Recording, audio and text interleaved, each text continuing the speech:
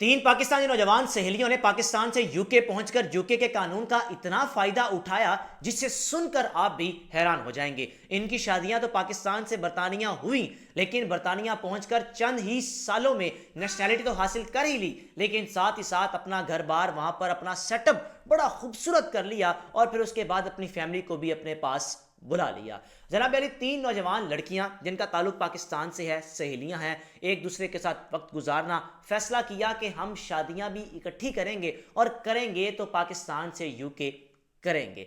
किसी रिश्ता करवाने वाले या किसी एजेंट से रब्ता किया कि हम यूके में शादी करना चाहती हैं, तो लड़कियों ने आपस में फैसला किया कि घर वालों को एग्री करना हम पर डिपेंड करता है कि किस तरह उनको राजी करना है। एक सहेली ने मनाया, दूसरी ने मनाया, तीसरी ने मनाया। फिर उसके बाद जनाब यूके में तीनों सहेलियों को ऐसे रिश्ते मिले ब्रिटिश पाकिस्तानियों के जिनकी उम्रें 50, 55, 60 के करीब थी। अगर इनकी उम्रों की बात की जाए तो इनकी उम्रें 25 से 30 साल के दरमियान थी। अब एक दोस्त पहुंची पाकिस्तान से बरतानिया, दूसरी पहुंची, तीसरी पहुंची, वहां जाकर भी एक दूसरे के साथ राब्ते में रही। प्लान यह था कि यूके तो चली जाएंगी, लेकिन हमने शहर एक ही रखना है ताकि मुलाकात भी आसानी से हो सके।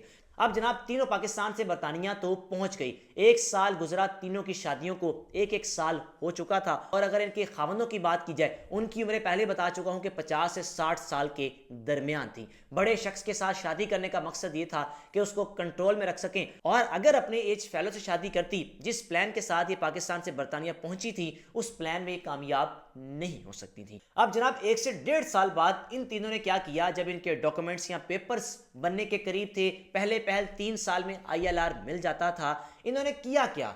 एक दोस्त ने पुलिस में कंप्लेन दर्ज करवा दी कि मेरा जो खामंद है मेरे साथ गलत सलूक करता है, मुझे मारता है, मुझे घर से निकलने नहीं देता, मुझे ज़हनी टॉर्चर करता है। दूसरी ने भी यही किया, फिर तीसरी ने भी यही किया। बारी बारी पुलिस में मुकदमात दर्ज करवाए। और आप बेहतर जानते हैं कि इन मुल्कों में कोई भी खातून अगर इस तरह के हादसे का शिकार हो तो उसको प्रायोरिटी दी जाती है, उसको इज्जत दी जाती है, उसको प्रोटोकॉल दिया जाता है, उसको प्रोटेक्शन दी जाती है। अब ये तीनों लड़कियां अपने खावंदों को इस हद तक मजबूर कर चुकी थी कि इन तीनों के खावंद अपनी अपनी बीवियों को तलाक दे दें, और अगर तलाक दे तो 50% जायदाद का हिस्सा इन तीनों को मुंतकिल हो जाना था।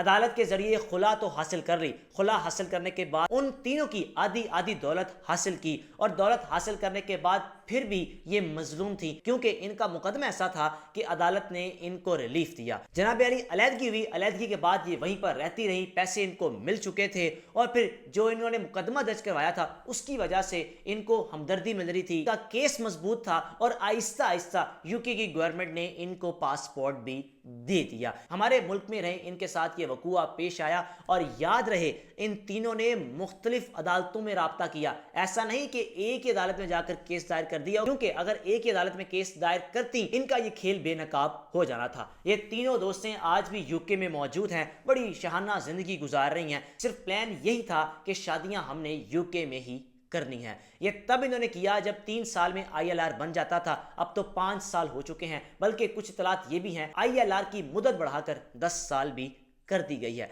अब इन तीनों के इस खेल के बारे में राय का लाजमी इजहार कीजिएगा। इनकी प्लानिंग, इनकी माइंड गेम, इनकी होशियारी, इनकी चालाकी, जिसमें इन्होंने कामयाबी भी हासिल की। मेजबान को इजाजत दीजिए। अल्लाह हाफिज।